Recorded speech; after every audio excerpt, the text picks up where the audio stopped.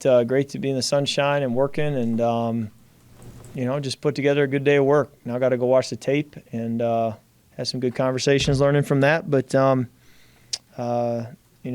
just kind of turn the page now for the next challenge and trying to stack another strong outing and see where it leads us. But could take any questions you guys got. Kurt, what do you see in that Seattle defense that y'all are preparing for at the different levels? Yeah, I see, first of all, it starts with Coach McDonald.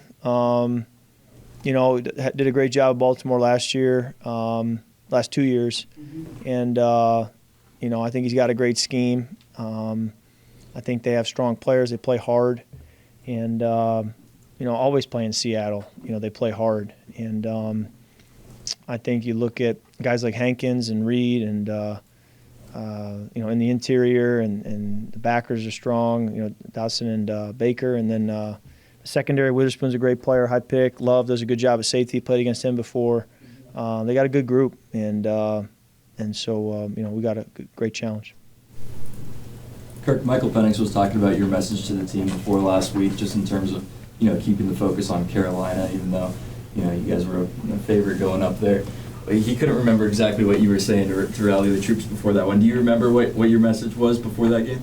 Yeah, I just felt like we needed on the road to be able to get a division win, and felt like, mature football teams find a way to do that, and their standard stays at a high standard, and that was my challenge, and I felt like, certainly the team, answered that challenge, pretty convincingly that they were ready to play. How much is that, a factor again this week with Seattle coming in the week before another big divisional game? Yeah, I think in this league, I just think it's so important that you stack performances because they're each their own entity, and they really don't carry over.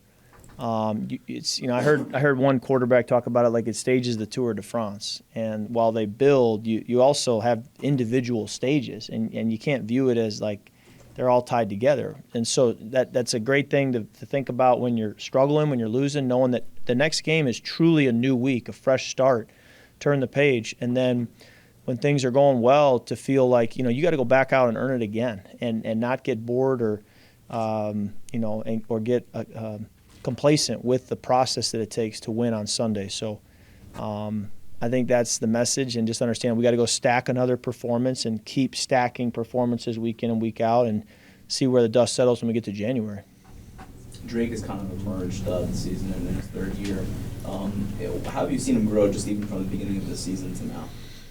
Yeah, I think our offense has grown as each game has gone, and I think he's a part of that. I think the more time we have together, the better we seem to play as a group, and that includes him. I think, I think even in OTAs and training camp, just he laid the groundwork every day with the way he came out and prepared and focused and worked and focused on details to give himself the chance to have a strong year now in his third year. And I'm excited for him and want to see him have a really strong year. And I tell him that when I'm hard on him, if you will, or challenging him, I say, understand, the only reason I challenge you or am hard on you is because I want to see you be all pro. I want to see you go to the Pro Bowl. I want to see you have a big time year. So if I'm ever coming down on you, it's from a place of I want to see you have, big time success. And sometimes it's going to take candor and some tough conversations to do that. And he caught a couple passes in the game this past week that I felt, he in discussions with me kind of going back a few weeks, told me, hey, if I get this look, I'm going to settle in the zone. I'm not going to continue on the route. And sure enough, it happened in the game. The DB sunk underneath the route. He settled in the zone. I found him, and I thought, who knows if I'm decisive enough to get it to him if he hadn't given me that feedback. So just the constant discussion and the conversation, the work together leads to production on the field over time, eventually. You've had the ability of, playing with really good receivers in the past. Do you feel like he is one of those guys, or he's on the way to being one of those guys? Yeah, I do. I think that we are fortunate to have guys in this system that we can, just distribute and get the football in their hands and let them go make plays. And And I think going back to even what we said, I think during training camp, like we can talk about it or we can go prove it.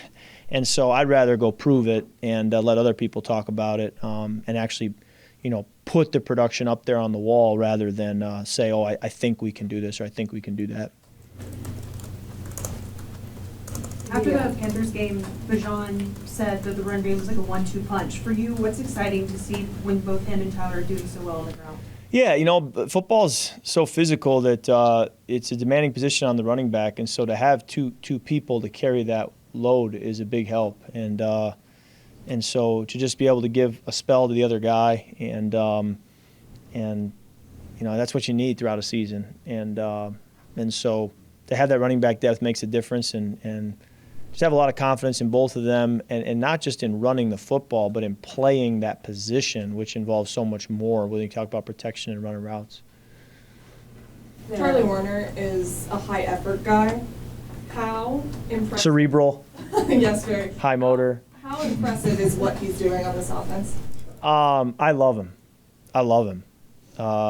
He just from the day I met him, the day I signed to the OTAs, the whole deal. I just felt like he's year 5. Someone texted me who played with him in San Francisco, who's now retired. He said, "You're gonna love Charlie. He's in year 5. You'll think he's in year 12," and he's right. With the way he, with the way he talks, the way he carries himself, the way he works, the way he handles his business. Really glad we were able to sign him. A lot of respect for our scouting department and our talent evaluators to get a guy like that in here. So there's a little bit of, okay, how do we best build the 2024 Falcons, knowing that it's a new piece like that, because I think he's a piece that can really help us win. And going back to running the football a little bit, I know that the way that you guys run the ball doesn't necessarily change what you're doing a ton, but the creativity that you guys are showing in the run game so far, how nice is that to be a part of? Yeah, I think there's always a level of innovation that you want in your game, and you want to keep people guessing on defense, and that does take creativity and coaches who are thinking outside the box. So I'm all for it, and anything that'll keep defenses on their toes. I want to go back to last week real quick when you talked about the voice memos.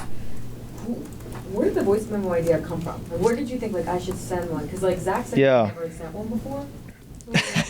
I had never sent one before. All right, I'll out him. Sorry, Sheriff. So Peyton Manning had reached out a while ago. I don't know, it was 2 years ago or whatever. And he ended up just voice memoing. And I voice memoed him back. And then he voice memoed me, and we were talking about, I don't know if he was doing the Manning cast or whatever. He needed something. I don't know what it was. But I was like, this is a great way to communicate. And I was like, leave it to the sheriff. He's so smart. He knows what to do. So I started doing it, and it's now my preferred way to communicate. Do you communicate with other people in your non-football? I just voice memoed my assistant back in Michigan today. So, yeah, absolutely. I haven't much with her. I'd have to go back and see. I don't think I have much with her. You see her enough, probably. Yeah, I think it's the people that you can just kind of quickly get the message across, and no offense, but you avoid small talk. But there's a lot of thought that goes behind these. From what I understand, Zach was saying that you kind of have, your notes, and you're going through pretty much the progression of the game. Yeah. Each little thing. Yeah. Do you have an idea when you're about to send this, hey, I need to go through each thing that happened in the game, or is it kind of like word vomit for you? No, I don't want to waste his time. I'll have notes in front of me and try to have it pretty organized. If I'm driving, then I'm going to be able to, it's just have to be pulled from my head. But, if I'm watching film and have notes in front of me, I'll try to get those organized before I send it. And again, I just think it's an efficient way to have a conversation so he can catch it in his best time, and then he can have some thoughts, think about it for a second before he would just respond. So, and sometimes we're just not right next to each other. It's not like my office is right next to his. So just to be able to have that conversation, I think is helpful. With Atlanta getting the Super Bowl in 2028, I know it's a while away, but when did that get announced? Yes. I didn't. Okay, I'm in a bunker, so I don't even know. So just yesterday. Yes, just yesterday. I love it. So the excitement's back. 2028. Arthur Blank, was asked about it, and he said obviously he would hope that the Falcons are playing it in 2028. No doubt. Before that, just what does it mean when you hear that, and just does it mean extra knowing that it could be here? It's not very often, right? I think the Buckeyes are really the first one to be able to have fun doing it. Yeah, it doesn't happen too often. Minnesota got close after the 2017 season, but and the Rams did it obviously. So it never happened, then happened back-to-back years. But yeah, certainly be awesome. Be awesome sooner. But I've always felt that, going back to making a decision in March to come here, you feel like it's an organization that's going to give you every chance to be able to do that. And so now it's about, stacking performances to give yourself that chance. Yeah, Coach was hyping up Witherspoon as, well, not hyping, but saying really good corner. So Yeah. That coming off in your study also? It is. I think the combination of playing corner, moving into nickel, I think he plays with passion. I think you can see that. I think he loves the game. I think he loves, he's a good blitzer. I think he's good in coverage. So I think he's a competitive person and has confidence, and all those things lead to being a strong DB in this league. And could you discuss your relationship with Zach and how it's developed? I know it's important. Yeah. Football relationship. It is. Seeing a quarterback's got to. It is, yeah. Be in sync here, and it looks like y'all have gotten off to a good start. Yeah, I think it was a little disappointing the first couple weeks, if you will, or the first game, to not start faster. Mm-hmm. I do think each week has been better and better. I do think that, we're building a rapport, and I'm excited about that. And I think there's more to go build, too. I think we're going to keep building that rapport, keep having those shared experiences. He's going to continue to kind of understand, what I'm comfortable with, what I do well, and then vice versa. I'm going to understand where he's coming from and what he wants us to look like. And I think you've seen that progression happen kind of before our eyes over the last few weeks. But I also think knowing how much you build with a coach over time, I think there's so much more to go. I want to ask you one ridiculous question. Oh, boy. How would you assess your swag surf to this point? I haven't watched a lot of tape on it. I never did see, like I did to sit down with Amazon Prime for the Thursday game. I never did see that segment because that one was the one I actually tried to actually do correctly. Never did see it. And you got to, the eye in the sky don't lie. So you got to watch the tape. But the one after the game, I was just, I'm just trying to get the whole stadium going left and right. So I wasn't really thinking about actually swag surfing. You're swag surfing right now. And then after the Carolina win, I was just excited, and I could see the Falcons fans who had traveled, they were bringing it, and so I just had to match their energy. It's just a cool moment in the fourth quarter when you're standing there in your stadium, TV timeout, whatever it may be, and you feel like the whole stadium's rocking and excited to be there and cheering us on. I just get excited, and it feels like a privilege to be in that moment as the quarterback, and got me going. So I remember the song. It came out in 2009. I went back, looked it up because it took me back to college. I was like, did it come out earlier and I just discovered it in college? But no, sure enough, it came out when I was in college. I remember it, so it's good. Going off that, how awesome is it to feel like that when you're in an away environment? Oh, I love it. I used to say when I was in college, I said there's no better feeling as a college player playing for Michigan State than to be in the big house at Michigan and hearing the chant, "Go Green, Go White," across the stadium, and watching Maize and Blue kind of walk up the steps to the tunnel and seeing just green in the stadium. Like, that's the dream. And I think in the pros it's much the same way when you can, play as my teammate used to say, walk into your trap, take over your trap, was the line he would say. And so that's kind of what it is. You go into someone else's stadium and you try to assert yourself. That's what everybody's trying to do when they go on the road. It's hard to do, but that's certainly the goal. We were talking to Mike Penix before, as mentioned, and he was talking about all that he's kind of like learning from you, especially from like a leadership standpoint, an employee standpoint. How is that relationship with you guys up in the quarterback room, and do you feel like he's kind of absorbing some of that stuff?